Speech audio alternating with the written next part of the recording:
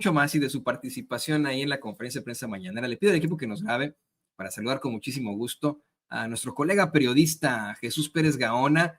Usted lo conoce, colaborador de Revolución 3.0. Querido Jesús, bienvenido Sin Censura. Muy interesante tu participación hoy en la mañanera. Hola, Toño. Gracias por la oportunidad de hablar con el auditorio de Sin Censura. A la orden, Toño. Oye, pues antes de, podemos seguir con este tema del New York Times, pero hoy en la mañanera hubo una situación que me llamó mucho la atención que planteaste y que la doctora Claudia Sheinbaum dijo, bueno, ella no estaba al tanto de esto. Le hablas de, pues, distintos grupos alentados por esta narrativa de la oposición que hablan desde Morena de revueltas o levantamientos armados frente a una invasión de Estados Unidos. Cuéntanos de esto, por favor, Jesús. Se trata de, Toño, de un documento que empezó a circular este fin de semana, fechado el 26 de diciembre por la bancada de Morena en el Senado de la República, que, como lo indicas tú, es alarmista. Básicamente asegura que con la posible calificación, tipificación de terroristas, los cárteles de las drogas en Estados Unidos, podría tener implicaciones en varios grupos de la oposición que podrían incitar a revueltas. Así lo dice el documento de Morena en el Senado de la República que coordina el senador Adán Augusto López. Se trata de un documento, como lo pregunté en la mañanera, que desconoce presidencia por el momento, pero que yo creo que se prepara el escenario para algo tan adverso y hostil como designar, tipificar así al crimen organizado en nuestro país. Debo aclarar que lo ha dicho incluso la presidenta Claudia Sheinbaum en varias ocasiones, que todas las implicaciones posibles de tipificar terrorismo al crimen organizado en México son dentro de las fronteras de Estados Unidos, no del nuestro. Se ha especulado mucho al respecto y de hecho este documento precisamente lo que llama o lo que califica y lo que analiza es las implicaciones más bien mediáticas que podrían impactar en algunos grupos radicalizados. De eso se trata, Toño, de las implicaciones más bien dentro de la población, de designar a los cárteles como terroristas. Entonces, bueno, lo que es que yo quiero entenderlo a todas luces para el público consentidor de Sin Censura, Jesús. Esto sería que el 26 de diciembre en la Cámara de Senadores, la bancada de Morena emite un documento con el que advierte de posibles levantamientos en caso de que Estados Unidos designe a los grupos del crimen organizado en México como grupos terroristas, levantamientos en nuestro territorio en caso de que Estados Unidos interviniera o estoy... cuéntanos.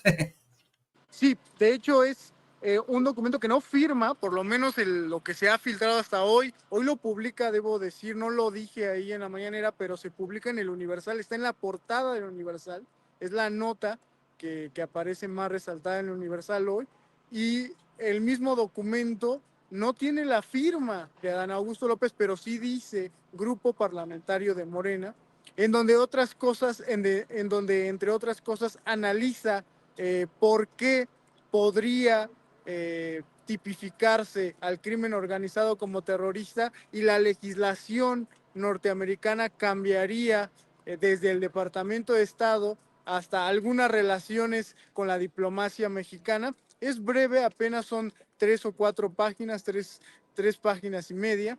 Y en ese análisis es más parlamentario, como le corresponde al Senado jurídico, las implicaciones que tendrían que hacer también en la legislación mexicana para que los tratados internacionales sean respetados con una tipificación como esta. Pero en el análisis de la tipificación se hacen estos 2, 3 parrafitos donde aseguran que podrían incitar a la oposición, a los movimientos de oposición y a los grupos de oposición, molestarlos, irritarlos de la presencia de cuerpos de seguridad de otros países en el nuestro. Eso es lo que analiza y textualmente dice el documento. Podría levantar algún escozor, podría molestar a sectores del país que vean en los cuerpos de seguridad extranjeros pisando nuestro país alguna acto de traición, intervención, etcétera, así lo dicen tal cual, este documento de Morena en el Senado, y por lo cual podría incitar a estos grupos que ya están radicalizados a algunos levantamientos. A mí me parece una posición alarmista, no la comparto, pero eso se difundió y trascendió días después del 26, te estoy hablando del 27, y aparece publicado hoy en el Universal en la primera plana. ¿Tú qué opinas? ¿Tú qué opinas de esto? Ponle que si de pronto, ya ha ocurrido en México, perdón que cantinflé, querido Jesús, como Margarita Zavala, pero efectivamente en otros momentos históricos mexicanos, ante la presencia de tropas, de botas estadounidenses en México, efectivamente la gente ha tenido respuestas muy, muy adversas. Me viene a la mente tal vez la última que tuvo lugar después de la incursión a Veracruz, México, con el gobierno de Carranza, si no me equivoco, admite la presencia de esta expedición punitiva presidida por el general Pershing para encontrar y a capturar o asesinar a el general Francisco Villa, Doroteo Arango, una expedición que pues fue de risa loca, ¿no? En ningún momento encontraron nada, pero se cometieron vejaciones y situaciones del estilo, y efectivamente el ejército de los Estados Unidos, según yo leí en algún momento en la biografía de Pancho Villa escrita por Paco Ignacio Taibo II, más bien tenía de alguna otra forma la idea de mostrarse para el público como que estaba haciendo algo. O sea, no se metían a todas las poblaciones en las que podían enfrentar efectivamente el escarnio de la gente. O sea, iban específicamente a ciertas poblaciones disque buscando a Villa y no llegaban a todas cuando sabían que podían enfrentarse a serias problemáticas. ¿Tú qué opinas? ¿Tú qué opinas de esto, Jesús? Mira, yo la apreciación que le doy es a un escenario como este, es que lo que está saliendo a la superficie, Toño, es que hay una, quizá no les, en Estados Unidos todavía no entienden lo que significa Trump en México. Quizá nosotros entendemos lo que significa Trump para los mexicanos en Estados Unidos, pero los mexicanos en Estados Unidos no atinan a entender cómo nos une a los mexicanos el rechazo a Trump, ¿no? Es más difícil rechazar a Trump viviendo en Estados Unidos, pero es muy fácil unirnos en México en su rechazo. Y varios sectores de la población que no, en este momento podríamos decir que no están en el mismo espectro político, que no militan en el mismo bando, incluso opositores a la Cuarta Transformación, con personas que simpatizan con la Cuarta Transformación, podrían vincularse, unirse, solo por defender al país en contra de Donald Trump. Yo creo que es lo que está este documento revelando o haciendo ver que los legisladores, nuestros senadores, la bancada mayoritaria en la Cámara Alta están viendo también que podría unir a muchos sectores despolitizados, muchos sectores enconados con la 4T, muchos sectores que no precisamente votaron por Claudia Sheinbaum, por ejemplo, solo por el hecho de defender al país. Y el riesgo es que en México prendes una chispa y, como dice la metáfora marxista, se prende la pradera, ¿no? Entonces yo creo que esas son las alertas que este documento empieza a hacer públicas y que empiezan a ser sólidas, porque si ya lo empiezan a discutir los senadores es porque es un riesgo real, latente, que ven en sus estados. Recordemos que los senadores son los representantes de los 32 estados del país y ese riesgo, si ya lo están hablando en la bancada mayoritaria, es porque posiblemente sea muy real, Toño. Pues sí, yo quiero insistir también esto de que sería un grave error también pensando en la gran cantidad de mexicanos que vemos acá en Estados Unidos. ¿no? O sea, ayer de verdad, hasta en pláticas familiares, nos damos cuenta de que somos casi 40 millones de mexicanos o personas de origen mexicano acá en los Estados Unidos. No tendrían ningún tipo de forma esto. En la Segunda Guerra Mundial, de forma muy racista, el gobierno de Estados Unidos consiguió pues meter a todos los japoneses estadounidenses en campos de concentración en el Pacífico, en la parte del Pacífico estadounidense. No lo hizo así con los italianos y con los alemanes estadounidenses e italianos estadounidenses. Y la razón fue, en primer lugar, por racismo, ¿no? Porque eran blancos. Y en segundo lugar, porque eran muchísimos más que los japoneses. Simple y sencillamente tuvieron que, según esto, demostrar su alianza y dijeron, bueno, se las vamos a pasar porque son blancos. En el caso de 40 millones de mexicanos, creo que ahí se enfrentarían a serias problemáticas. Pero bueno, Jesús, hablando precisamente de levantamientos, hoy le haces un planteamiento muy interesante a la doctora Claudia Sheinbaum sobre precisamente el ya muy crítico de la Cuarta Transformación, de Morena, de la primera izquierda mexicana, Ejército Zapatista de Liberación Nacional. Pues tenemos ahí una serie de críticas que ya son antiguas, son ya de hace varios años, a tanto Andrés Manuel López Obrador como presidente en su momento, ahora la presidenta, la doctora Claudia Sheinbaum, en medio efectivamente de una serie de problemáticas durísimas en Chiapas. La doctora dice que simple y sencillamente respetan, buscando defender al movimiento, pero que respetarán en un país muy, muy democrático lo que tenga que decir el Ejército Zapatista de Liberación Nacional. ¿Qué nos puedes decir sobre esto, Jesús? Bueno, la pregunta salió también por el interés que ha surgido en estos días de los foros por el 30 aniversario del levantamiento del Ejército Zapatista de Liberación Nacional que ocurrió, recordémoslo, la madrugada del 31 para el 1 de enero de 1994, cuando Carlos Salinas de Gortari era el mandamás más poderoso y popular de este país.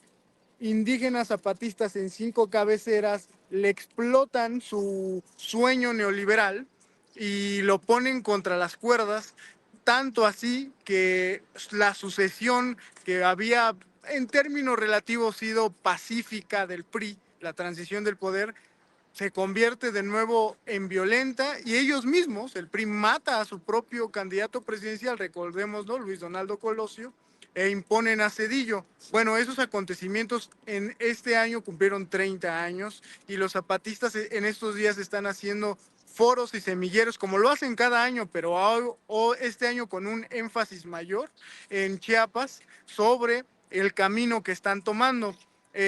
La pregunta surge por ello, pero también era necesario, como dice la recapitulación histórica, era necesario conocer la posición de la presidenta, de la titular de la presidencia en México, después de que Ernesto Zedillo se presentó con una posición pacifista y terminó siendo el genocida de Acteal. Vicente Fox también se presentó con una posición ante los zapatistas pacifista y terminó siendo un racista que los dejó colgados con todas sus propuestas, los famosos acuerdos de San Andrés Larraiza o los acuerdos de San Andrés. Después vino Calderón, quien él de plano no le extendió la mano a los zapatistas y militarizó todo el estado. Después vino Peña Nieto, quien simplemente los despreció. Y después vino un cambio radical con el presidente López Obrador, quien simplemente se mantuvo en silencio y a la distancia de ellos ante sus críticas. Yo creo que era importante dejar sentar claro al inicio de este gobierno cuál iba a ser el tratamiento con el movimiento guerrillero, que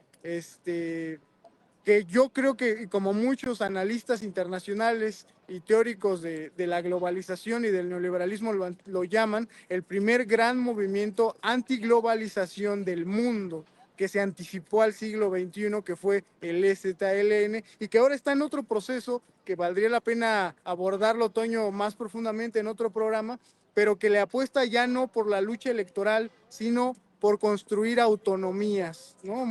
Un experimento muy interesante que está basado y radicado en la comunidad indígena maya de Chiapas. Eso es lo que me parece más interesante de ese ejercicio, para preguntarle a la presidenta Me gustó, debo confesarte, Toño, que me gustó que recordara sus años de universidad la presidenta, porque dijo, nosotros luchamos por la paz en Chiapas desde la universidad, y es cierto, ella viviendo en 1991-92 en Berkeley, California, recibió a Carlos Salinas de Gortari, recordemos esa famosa foto que nos legó a la posteridad la presidenta Claudia Sheinbaum, diciéndole en la pancarta, ¿cuándo llegará la democracia a nuestro país, a México? ¿No? Y después, años después, cuando explota el movimiento, ella todavía sigue siendo ya no estudiante, sino maestra académica de la UNAM en los 90, que es ahí donde conoce al entonces líder del PRD en la ciudad perdón, en el país, Andrés Manuel López Obrador. Ella como académica también, lo recordó aquí, luchó por la paz en Chiapas, ¿no? Para que no existiera una guerra en Chiapas, y me gustó que lo recordara Toño en esta ocasión, gracias a mi pregunta. Y efectivamente, no se considera, no se sabe si hubo en algún momento alguna reunión con el entonces subcomandante Marcos y en su momento la doctora Claudia Sheinbaum, pero con quien sí sabemos que la hubo fue con el presidente López Obrador varias veces. Exacto. Y hoy, bueno, pues hay esta división y este cuestionamiento del público. Si tú revisaras nuestros chats o lo que la gente dice sobre el ZLN o sobre Marcos hoy en día, bueno, pues te das cuenta que la respuesta del público, al menos en lo general, no es muy Muy positiva. positiva. Y yo, Jesús, bueno, pues quiero agradecerte que estés con nosotros aquí en Sin Censura y que puedas hacer estas transmisiones desde allá afuera de Palacio Nacional, estas reflexiones tan importantes, después de planteamientos tan importantes que hoy hiciste ahí en la mañanera. Te pido, por favor, que nos compartas tus redes sociales, al mismo tiempo que queremos felicitarte en nombre de todo el equipo de Sin Censura del público por este año, desearte un año fantástico en el 2025, que tengas muchas participaciones aquí en Sin Censura, querido Jesús. Mientras me sigas invitando, Toño, con mucho gusto, gracias a ti y al público de Sin Censura por el interés, y pueden seguirme en Instagram o en Twitter como @jperezgaona, @jperezgaona periodista, Jesús Pérez Gaona, su amigo. Gracias, Toño. Igualmente, feliz año. Nuestro amigo, el periodista Jesús Pérez Gaona, colaborador ahí en Revolución 3.0. Muchas gracias, Jesús. Muy feliz año. Hasta muy pronto. Y mira qué padre se ve ahí las instalaciones del centro histórico, pues ya es que se viene el año nuevo y la fiesta se va a poner muy buena.